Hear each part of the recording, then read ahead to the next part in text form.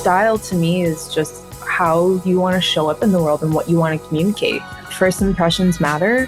They just do. And we can complain about it. We can have our opinions on how unfair that is. But there's so much power that you can call back to yourself just by what shirt you're deciding to wear. That's Mylea Hardy. I'm Kara Duffy, and this is the Powerful Ladies Podcast.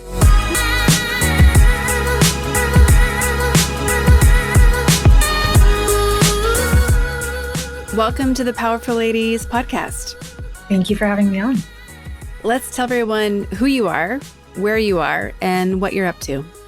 My name is Mylea Hardy. I live in Atlanta, Georgia, and today I was shooting content for an upcoming drop, but I'm a jack of many trades. So on any given day, you can find me doing style bundles, style consults, sourcing vintage, or prepping upcoming vintage drops. And you have this amazing company, which is called Forager's Goods. And what does Forager's Goods do? We offer curated vintage and style bundle services. So we curate style bundles of a pre-selected amount of vintage of your choosing. So 7 to 8 pieces, 5 to 6 pieces. You choose how many you want. We go find the vintage for you based on the style profile, Pinterest board inspiration that you send to us. So it's a really great way to get really good vintage without having to do all the hunting by yourself. I have a couple of stylists who are clients, and when I found Forager's Goods and saw what you guys were doing, I thought it was so interesting because there's still this pressure to make sure that you are looking on trend and looking stylish, but then there's equal pressure to not be completely ruining the planet and buying fast fashion and buying just new all the time. So I think you found a really interesting kind of line through those two spaces. Where did this idea come from and how did you start? Yeah, so you really hit the nail on the head. That was really what I wanted to do. I've been selling vintage or, doing vintage, as we call it, for over 6 years. I started selling my own clothing in college to pay for my grocery bills because I was just so poor. But I had a really good knack for finding like really on-trend vintage pieces. And so I was able to sell stuff fairly regularly. And just throughout the years, I found that I was able to find really on-trend vintage items that maybe I wouldn't wear for myself, but I would see how it could be styled in a way that was a little bit more like up to date and current than how it looks on the hanger. So I had this knack selling vintage just off the rack. I felt like really wasn't doing justice to these pieces. I think a lot of the conversations that I would have selling vintage, whether it be at pop-ups or markets, was I love this piece. I just don't know how to wear it, or it's just not for me. But looking at the outfit that they're wearing, I'm like, no, this is totally you. Like here's how you style it. Here's what you pair it with. Or how many times, a friend would say, hey, I'm looking for this one piece. Can you help me find it? And I would be able to go to, Goodwill or whatever and find it the next day. So I found that I had this really interesting knack and I wanted to share with others. I was really getting frustrated with how many times I had the same conversation with people with, I want to wear vintage, I just don't know how to wear it. And I felt a lot of internalized frustration because I didn't know how to help people in that sense. As a vintage seller, I only have so much time in a day. And so if I'm having these conversations and showing everybody how to wear it, like I just ran out of time all the time. And so I started doing it for friends. I'd say, hey, like send me a pin board of what you're looking for or like what your style is. And then I did a couple of style bundles for them. They loved it. I got a couple clients from that. And then it just really snowballed from there. I posted a couple of reels. They ended up going viral and it was just off to the races. So it was a very organic kind of process. And I really think it all started the way it started because it was based on wanting to help others and wanting to be of service rather than just like, this is just a random idea. I think it's so powerful when you are able to combine your passions and also your purpose together. Did if we go back to 8-year old you, would she have imagined that this is the business that you started? Yeah, I think so. I've been drawing clothing since I was 4. Like I remember like scribbling with crayon on my bedroom floor, like all these different dresses and just being so overwhelmed because I had so many ideas in my head and I like literally couldn't draw fast enough. I always knew that I wanted to be a business owner and an artist. I would I told my parents I wanted to be a boss when I when I grew up. That was like my dream career.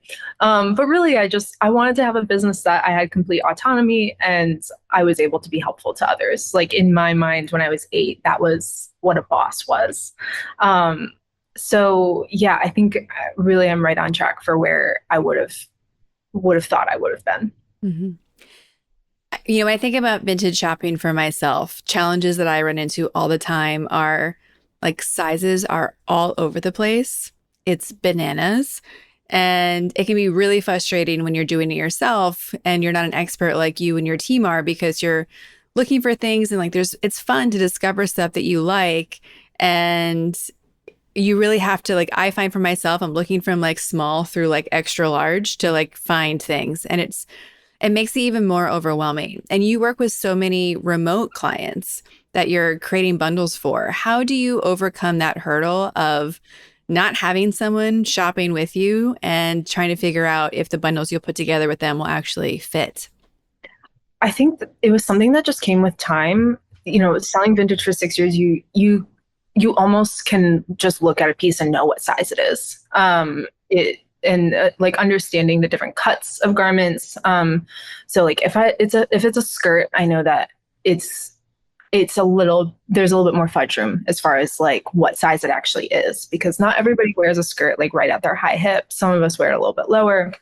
So if somebody's a size 8 and the skirt's measuring as a size 10, I'm okay to send it because I know that there's a little bit of, literal wiggle room. And none of us are exact measurements either. Your body fluctuates.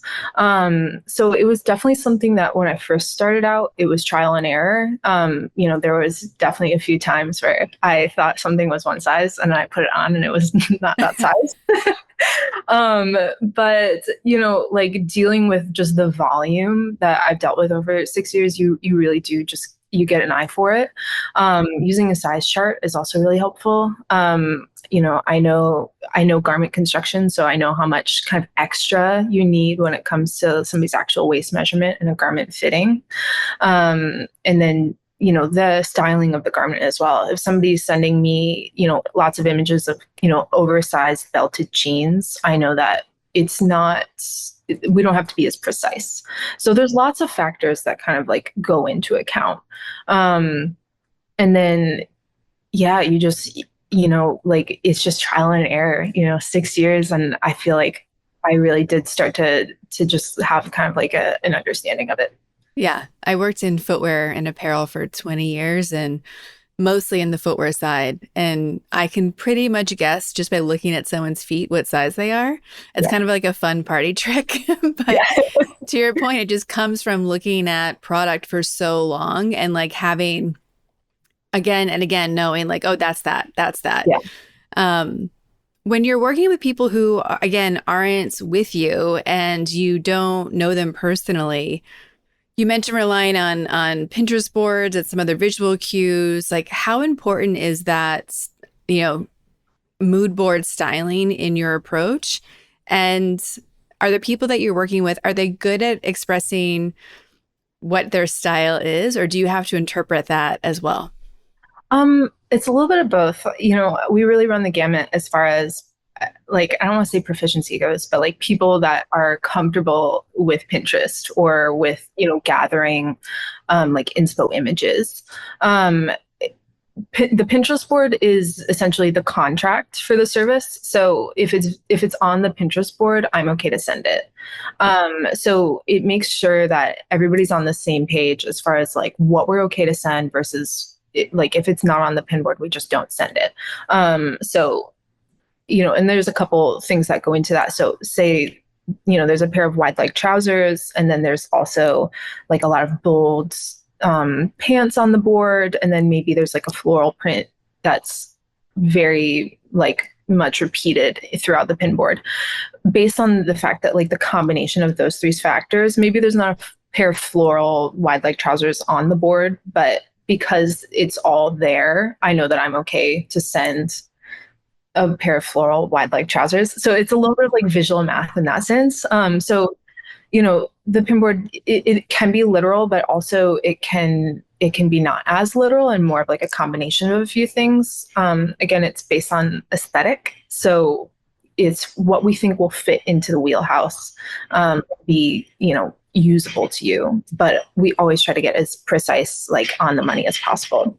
But yeah, dealing with different like levels of comfortability with Pinterest is really fun. There's been plenty of times where there have been no images of actual clothing, which is fine. We love that. I love it when people feel comfortable sending more just vibe, like inspirational images, but we always circle back like, hey, we just need, we need some actual clothing to work with. And that's where the email consults come in, really handy. There's a whole list of questions that people like answer when they send their pin board. So it helps you get a really good feel as far as like where the person's at with their personal style. And a lot of people will say like their level of comfortability as well. They'll be like, I'm just completely starting over with my wardrobe. Like, I don't know where to start. Like, I'm fine with just anything. I've dealt with people that are very specific, and I just know that I just need to allot a little bit more time for those.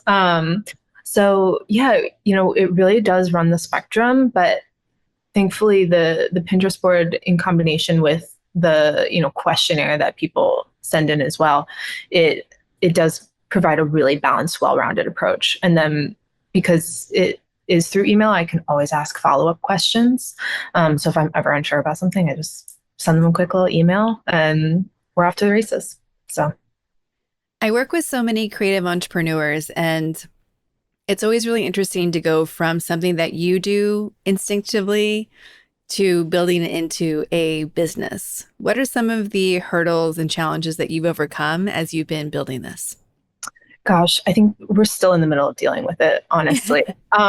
Yeah, figuring out, what's the best way to get information from and to people. How can we reduce kind of like the burden of responsibility as far as, clicking through all these different windows. You always want things to be as accessible as possible.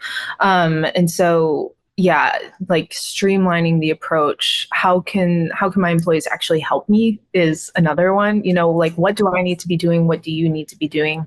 What's so integral to my role that I can't hire on somebody to do it. So that's definitely a very much like dynamic, evolving conversation right now. And yeah, like how do we help more people? How do we scale this while still keeping it super personalized and also maintaining the backbone of what we do, and like maintaining a streamlined approach as far as the process of approaching curating a style bundle. So it'll be an interesting year. It's an evolving conversation right now. So it's just going to be lots of trial and error and just figuring out what systems work best for us. And I imagine that you're constantly battling, like when you're out and shopping, you're of course finding other things. So it's balancing how much stuff you're keeping in inventory when somebody, needs it versus hunting for the new thing. I don't think people realize how much time is spent in the research part, in the finding of all the things. Like, it can take weeks, months, depending on what the thing is. And it's so much of your time.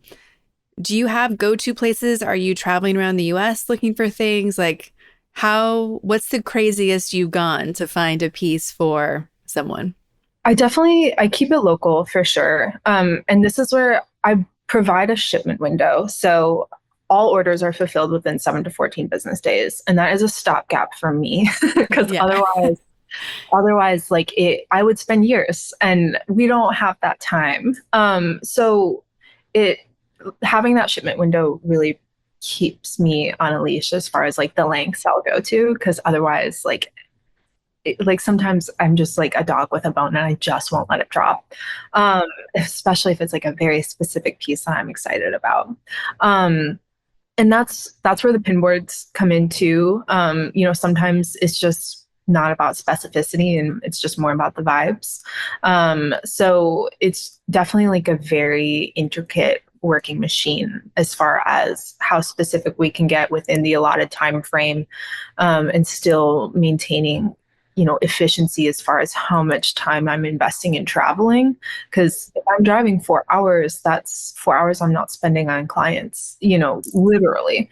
So as much as I want to tear up, the continent, hunt the perfect pieces, it's just that's just not always the best way to service my clients, like not everybody wants to wait 4 months for a bundle. And I don't want to make you wait 4 months. So it's definitely a ebb and flow. It's an intricate process.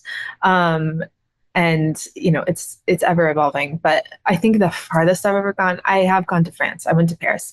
And that was really, really fun. I did, yeah, European style bundles back in the spring, and that was a really cool experience. I'd never been to France before, so it was definitely a little bit scary, but I'd done a lot of research previous, so I got to find some really, really, really cool pieces. And I was really happy with how specific I was able to get. Was that trip magical for you? It was, yeah. Mhm. It like for personal reasons, but also business reasons. But as an artist, I think Paris just has, a certain appeal. But yeah, it was a really, really, really cool experience. I was so happy when I went to Paris for the first time that every stereotype was coming true before Yeah. my eyes.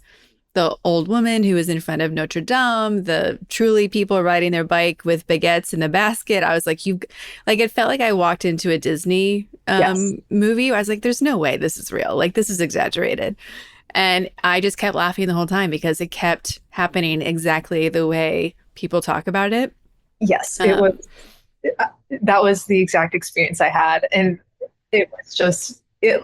I felt I felt like I was on a different planet, and like it all happened so organically. It wasn't even like I had to go looking for these things; that it was mhm. just like right there in front of me. Um, Exactly what you were supposed to be doing. yeah, yes, exactly. So yeah, can definitely relate to that.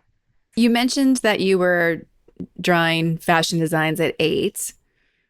Where did your love for fashion come from? And like, what does fashion and style mean to you? I feel like I've just always loved clothing. Um, I grew up on hand-me-downs, and so getting getting new clothing was like very far and few in between. And so maintaining a sense of personal identity when you're getting literally somebody else's clothing, and you really don't have a choice in what you're getting either, um, really instilled in me the the craft of artistic expression through clothing. And getting a piece that you did not want, but here's how I'm going to make it my own. And this was something that, even my parents did. My mom talked about how she would iron on the like Lacoste crocodile patches onto her hand-me-down polos in the 80s because she wanted to be cool and she wanted to fit in. But she didn't have the money for, the name brand stuff. And same with my dad. His mom was a seamstress before she went to medical school, and she would make all her own clothing because again she wanted to be in style but didn't have the money. So I come from a very long line of very resourceful artistic people that value how they show up in the world and Mhm. were very tenacious in how they went about doing that. um, so yeah, I always had an interest in it. My dad taught me how to sew when I was about 6, and we would make quilts together. We would make our Halloween costumes. And then as I got older, into middle school and high school, I started to really have an interest in fashion design. And that's when he would help me figure out like how to make my designs. And by then I was old enough to like do my research on my own. The internet was becoming what it was. And that's when I like really started leaning into um, how do I make my own clothing. um, So yeah, it's always been an interest. And, style to me is just how you want to show up in the world and what you want to communicate. First impressions matter. They just do. And, we can complain about it. We can have our opinions on how unfair that is, but there's so much power that, you can call back to yourself just by what shirt you're deciding to wear. And I think that's a really, really interesting thing. And it, I just, it's just always something that I've loved exploring. You can do a lot just by changing what you're wearing. And that is something that's always fascinated me. So, style for me is how do I want to be perceived? How do I want to show up in the world? But also it is an artistic medium. So, here's something I don't understand. Here's a shirt that I don't like. Let me think about why I don't like it. Let me play around with it until I do.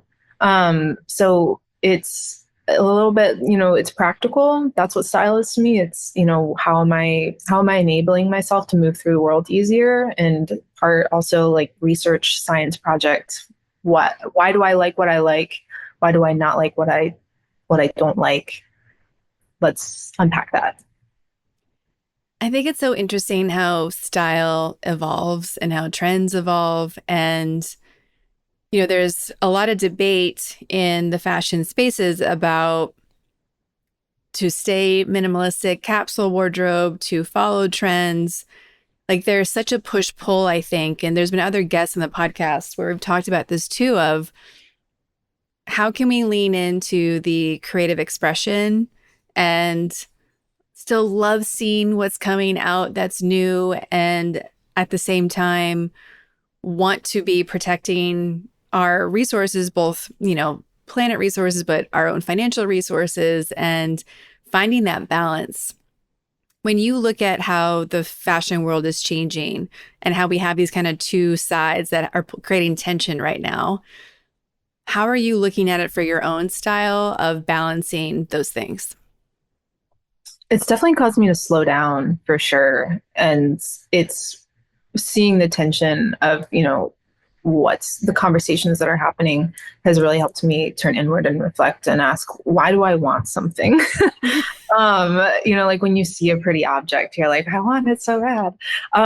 But, as we talk about the impact of, fashion on the climate, and as we, as a society, re-examine consumerism and our motivations for consuming, it's definitely, for me, helped me call back my power as far as my personal style. I'm not looking to stores really anymore to go fill an emotional need or to solidify my place in society as far as I'm the trendiest, I'm the best dressed, I have the, flashiest label. Um, and it's interesting to see that reflected in the larger market with the, birth of quiet luxury. Suddenly everybody wants to look nice, but nobody wants to wear labels. So it's definitely caused me to really lean into personal style as far as what do I want to wear, and seeing trends as more so options, rather than compulsory. There's been plenty of trends where I don't like it and I'm not going to try to like it either. Um, and with, TikTok and Instagram, and there's so many really incredible creators that have a very distinct niche style and also only shop secondhand, or are very transparent about where they get their clothing. So some of it's name brand, some of it's, from Goodwill. So I think we're all getting a lot more complicated, and I think that's a good thing. It's not about just going to, American Eagle and buying the, new season. That's what I did in middle school, or wanted to do anyways. But it's more so, like what are you doing with your style, and what's your ethos? What's your, philosophy? Which I think is really cool. I think we're all really starting to understand that it's personal, and relying on companies to dictate our personal style is literally not sustainable, but also figuratively not sustainable. If we're always looking for something external to us to tell us what we like, we're never going to know what we like. So it's been a really interesting experience for me to kind of solidify my own personal taste in that sense. I also think it's really interesting looking at how many pieces people had in their wardrobe in history versus today. I think even in the 50s, women would have like 30 pieces in their wardrobe, and that would include accessories. And like they were living in a capsule wardrobe. No one was calling it that because why would you ever have so many pieces of clothes?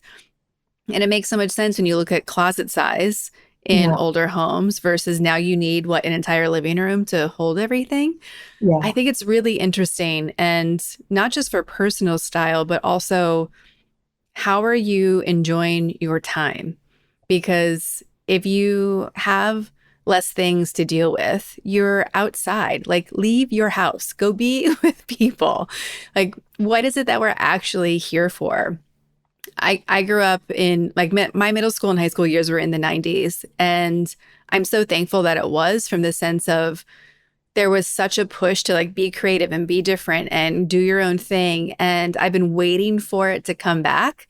Like 90s trends came back, but it wasn't, the philosophy hadn't yet. And Yeah. I feel like I'm starting to see more of that showing up lately, which I'm really excited about. Like, where is the true creativity? Where is, as you said, who's taking time to look at what they personally want and doing inward inspiration versus external inspiration. I think it's a really interesting shift that's happening right now.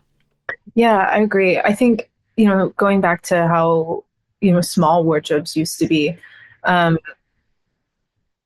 fashion, clothing also serves so many different purposes these days. And, from a societal standpoint, like we have more activities. Yeah. We just do. And, technology gets involved. They didn't have workout wear back then. They Mhm. should have. Yeah. Like, you can't play basketball in a three-piece, wool suit, which is, back then, that's how you were playing sports. You might have had like denim or, maybe like some cotton sweats, but I do um, love the visual of like the editorial visual of men playing basketball in three-piece suits. That gets me excited to see like in a magazine or on online, but the practicality, absolutely not. yeah. So yeah, and that it's really like the intersection of how do we allow creators to be creative and how do we allow innovation to innovate for us versus yeah, how much do we actually need? Um, my grandmother, she had a sister, they each had one dress and they would switch dresses and they would alternate days. And so on the one hand, we can go, wow, what a cool capsule wardrobe.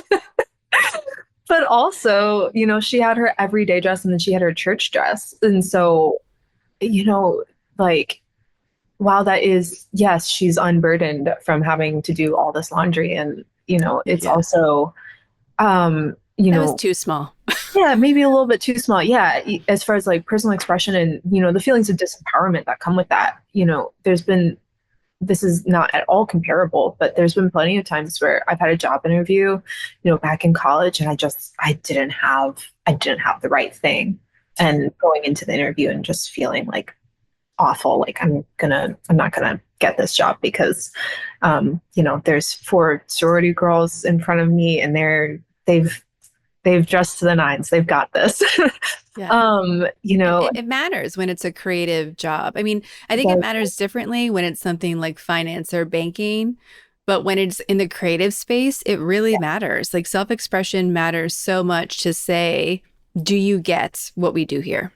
Yeah, exactly. And yeah, I mean, even finance, they have their uniform. Hmm. So yeah, like as fashion has gotten more accessible, it started with Sears putting out the catalog. And for the first time, people could like flip through pages and circle what they wanted.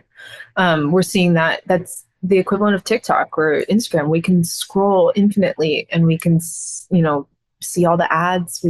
There's so much clothing to choose from. And it's so empowering from, one perspective that if you're a creative and you want to design clothing, it's so accessible to like get your designs out there. Whether it be like posting content about your drawings or like what you're working on in your home studio. There's several fashion students that I follow and they post what they're working on in class, which I think is so cool. But yeah, it's also like, how much is too much? How do we edit for ourselves? How do we keep ourselves from going off of the proverbial ledge? And, with creativity, is there such a thing? And then, the ethics as well, as we all need to make a living, and the fashion industry it's an industry. So, how do we find that balance between creating jobs, but maintaining price points and ethics, and how much is too much, how much is not enough? Um, yeah, it's definitely a very complicated conversation, and I think some that it just underscores the value of community and dialoguing about it with people around you. We're seeing more and more conversations about fashion happening because of social media, because there's so many clothing stores, and I think that's really great. And um, yeah, it's just that's growth, and as things grow, they get more complicated. When you look at people who are inspiring you now and you look at people inspiring you from the past, who are some examples that you are really inspired by and love to nerd out on? I mean, way back when, I was definitely like, it was Pinterest had just come out, like it had just risen to the zenith that it was. Well, I guess it still is, but I was such a sucker for like twee, like Zoe Deschanel. Like when I think of style icons that like I looked up to in college, for some reason it was that. But as I've like progressed through, I think I don't really even have anybody specific anymore, because there's just so much, and I see so many images, like thousands of images a day. So like I'm drawing inspiration from everywhere, and I'm even looking for inspiration in not style icons, because it's gotten just like there's such a volume of content. So like looking through interior design catalogs, like how can I ground myself and find inspiration in like the really unconventional places. That leads me to wondering, how are you balancing yourself? There's so much happening as business owner, and then serving in the styling, and then your own life and all the responsibilities that come with it. What are you doing to stay grounded when you're not working? That is a really great question, and something I'm currently asking myself. The past 6 months, I really saw myself break down as far as realizing how like workaholic I had gotten. It's hard when you really like your job, and it is something so fun that it's just so easy to do like 1 more hour, 15 more minutes, 20 more minutes. I'll just print more labels really quick. And yeah, I kind of realized I had like cut away everything that was filling my cup.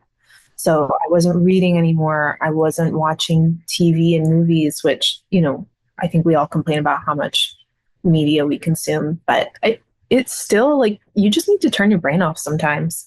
And yeah, I wasn't going to yoga anymore. Like I wasn't going on my 10K steps walks. And it just happened in bits and pieces. So it was really bizarre.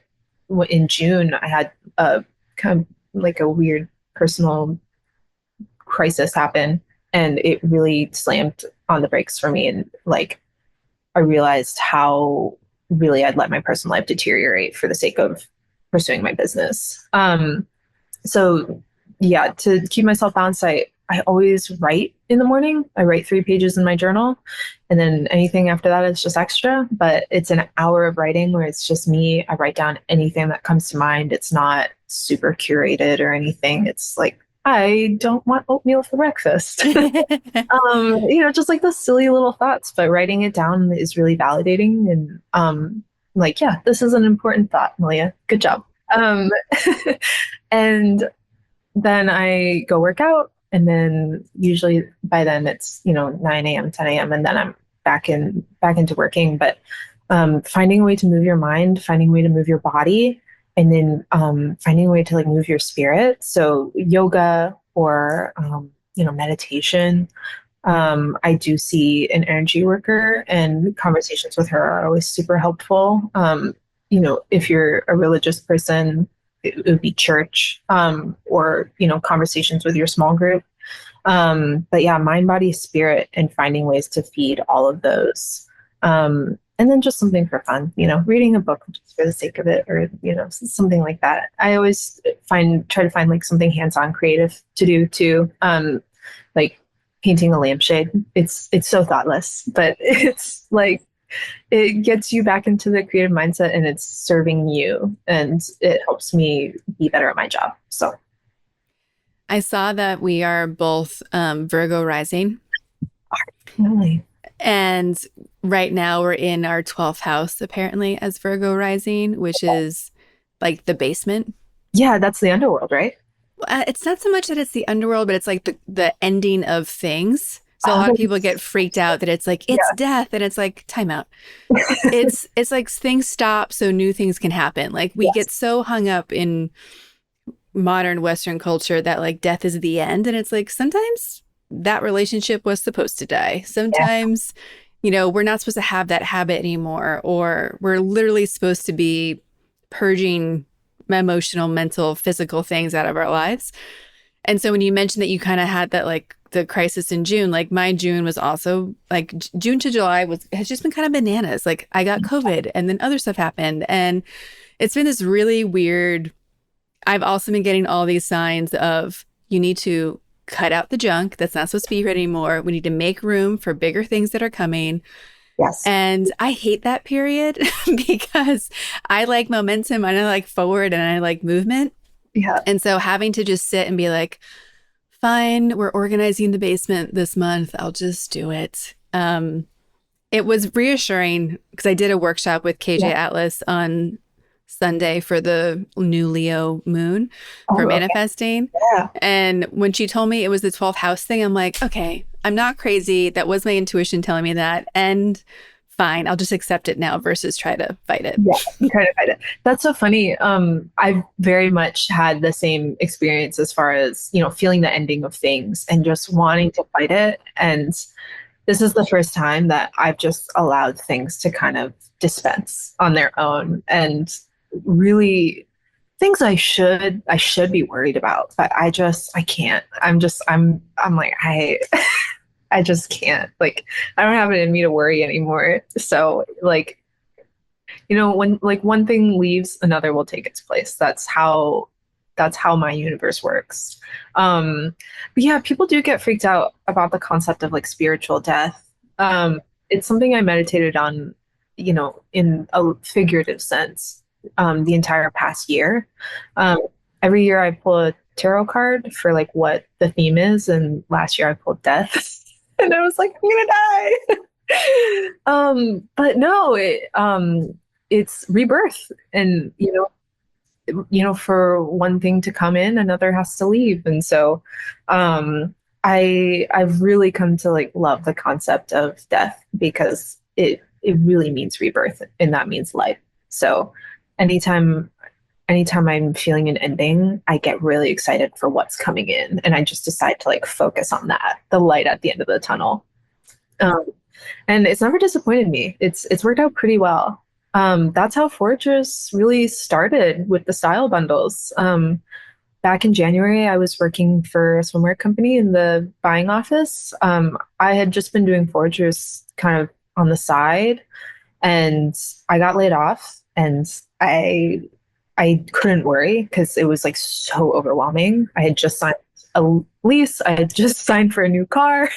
Like, it was the worst time to get laid off. And I just said, okay, when one thing leaves, another will take its place. And I just kept focusing on Foragers, and it just blossomed. So yeah, like endings are fun. They've become fun for me. Yeah. Well, and I just read a quote that said you can't pray or and worry at the same time. You got to pick. Yeah. And I really like that. And it just kind of resets things into, are you going to choose that anything is possible, or are you going to choose it's hopeless? And Yeah. like anything is possible is just so much more fun. Yeah. Yeah. Well, it gives you more options for sure. And Hmm. something I think people forget is it doesn't have to be like this active, like all encompassing, like earth shattering, like bodily consuming belief. I think sometimes choosing to do nothing, as opposed to choosing to worry, is just as important or powerful as, choosing like the rah rah optimist mindset. Like choosing to not worry is the same thing as choosing to be optimistic. So yeah, like the power of just, you know what, I'm going to choose not to worry. And if being optimistic in a certain like set of circumstances feels too impossible, too overwhelming, that's okay. I'll cross that bridge when I get there. But I know that for right now, I can choose to not worry, and that's just as powerful. Well, that's a great segue into, what do the words powerful and ladies mean to you? And do their definitions change when they're next to each other? Oh, that's a really good question. Um, I think power for me is something I've been thinking about a lot as far as, is power something good to have? Do I want power? What is it? What does that even mean? And I think really it's just the ability to affect change, or the ability to continue to show up in my community and be of service. To me, that's really powerful. And I think if I if I were to say like I'm a powerful person, that's what I would want out of having power. Being able to continue to show up and be of service and be helpful to others. And despite whatever my circumstances are. And then ladies, I mean, we're women. We're however you choose to identify. But powerful ladies, I don't know that it really changes the definition of either. I think women are just really great. And obviously, I'm biased because I am one. But there was definitely a time where I felt frustrated with being a woman because of how many just barriers there are. We navigate social circumstances so much differently than, our counterparts or people that don't identify as a woman, just because of the expectations that are set on us, or societal norms, you know especially with style. Yeah. If you're not a woman that wears pretty dresses, then what are you? Which is, like had a really weird interaction with somebody about that, and I was like, it's 2024, like what, this is really bizarre to me. I um think there is a resurgence though with the kind of trad wife trend. yeah, for And sure. I'm like, what? And I saw a TikTok, someone posted, I think I saw it last night, where it was a voiceover of a guy saying, if you're a girl, but your style's in between masculine and feminine and just whatever you want it to be, I like you. Yeah, that I like you too, like let's be friends. Yeah. I think everybody should be able to wear whatever they want and Yeah. no judgment. And that's, I think, when we reach that point, I think we'll definitely be on our way to milestones in other areas. But yeah, I don't think that powerful ladies really changes the definition of either word for me, because to me it's inherent. Like women are really powerful and they should be. And it's mentally I can't like divorce the two. Yeah. So Where do you put yourself on the powerful lady scale? If 0 is average everyday human and 10 is the most powerful lady you can imagine, where would you rank yourself today and on an average day? that's a really hard one, because I'm definitely my biggest like doubter. I think most days I would probably put myself at like a 4. I always feel like I'm not doing enough. I always feel like I could be doing more. There's always that inner critic that's like, you're terrible at what you do.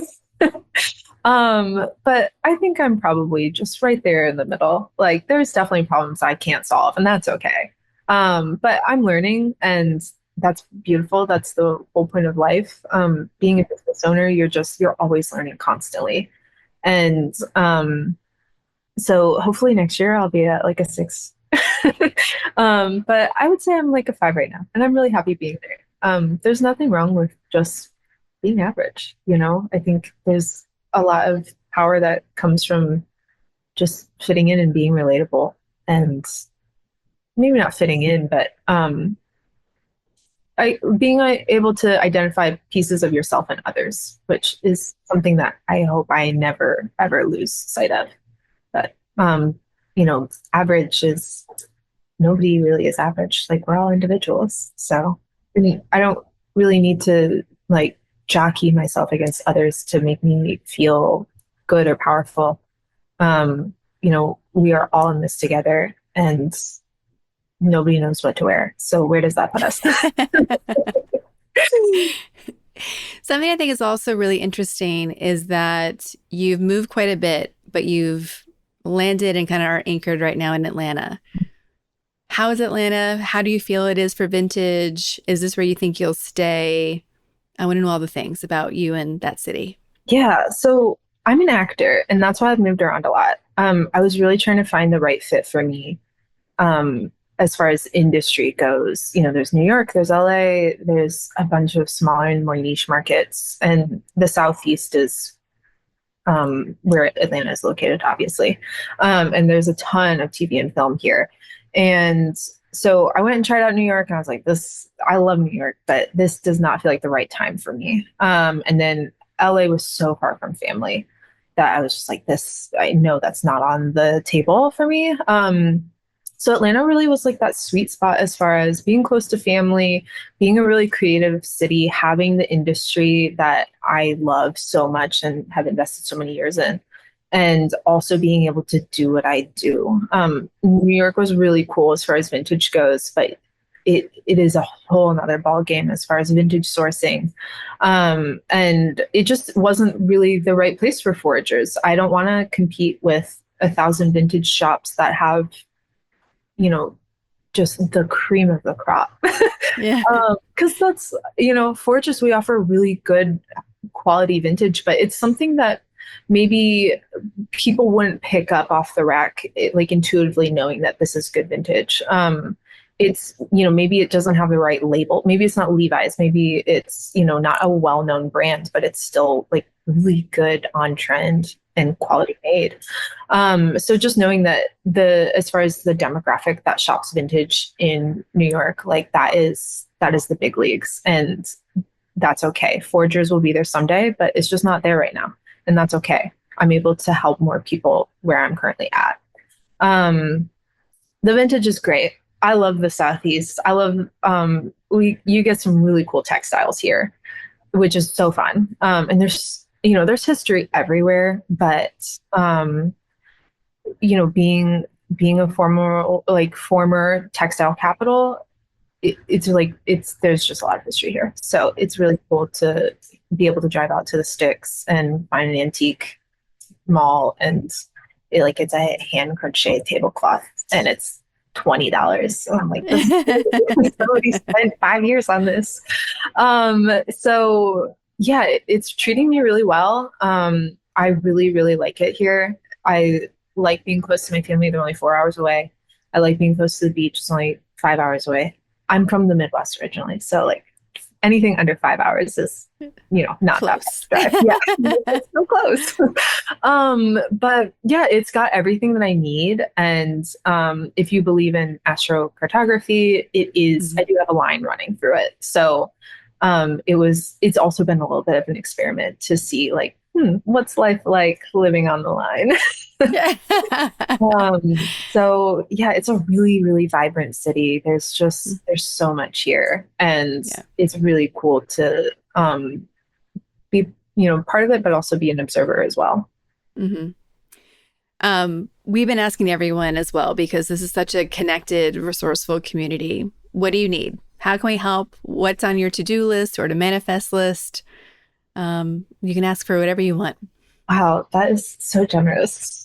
I don't know. I think there's lots of things that I need, but the things that I think I need, I usually don't need. So, circling back to our conversation of death and endings, I'm really allowing myself to just hang out for a sec. I'm I'm done wanting things and I'm done needing things, and I'm just trusting that the right things will show up. A supportive community is always appreciated, and we will always need community. So honestly, just like having that is really enough. There's definitely, things that I want, manifestations that I want, but I'm okay just kind of letting them show up on their own. I spent the last year and a half like really pedal to the metal trying to like call things in or make things happen. Um, and it was fun. It was really fun, but also the things that I got that I ended up really like being excited about were not things that I had anticipated for myself. So I'm trying something new. I'm allowing life to show up for me. So yeah, I don't really need anything or want anything right now. I'm just enjoying like settling into my new apartment and, exploring new things with foragers and just allowing what's next to show up. I love that. So for everybody who wants to support you, follow you, get styled by you, where are all the things and places they can find and follow you? All the things are on my Instagram, Foragers Goods. The link is in bio if you want to shop the website. And then the link tree as well. I believe that's still in the bio. Patreon, we're going to start doing newsletters on there. So that's really exciting. So if you want to subscribe, the link's there. But yes, everything is contained in one place, and it is the Instagram bio. I love it. Well, thank you so much for being a yes to Powerful Ladies and to me and being so generous in this conversation. I think what you're doing is great and needed, and there's such a void in the fashion marketplace for that. So thank you for who you are and how you're contributing to the world and your community. Well, thank you. And thank you for making the time. This was really a delightful conversation. And please keep doing what you're doing because it's really great. And it's really appreciated.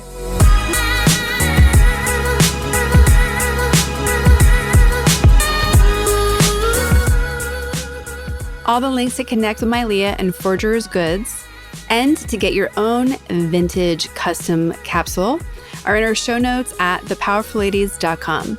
Subscribe to this podcast wherever you're listening and leave us a rating and review. Join us on Instagram at Powerful Ladies. And if you're looking to connect directly with me, visit karaduffy.com or Kara_Duffy on Instagram. I'll be back next week with a brand new episode. Until then, I hope you're taking on being powerful in your life. Go be awesome and up to something you love.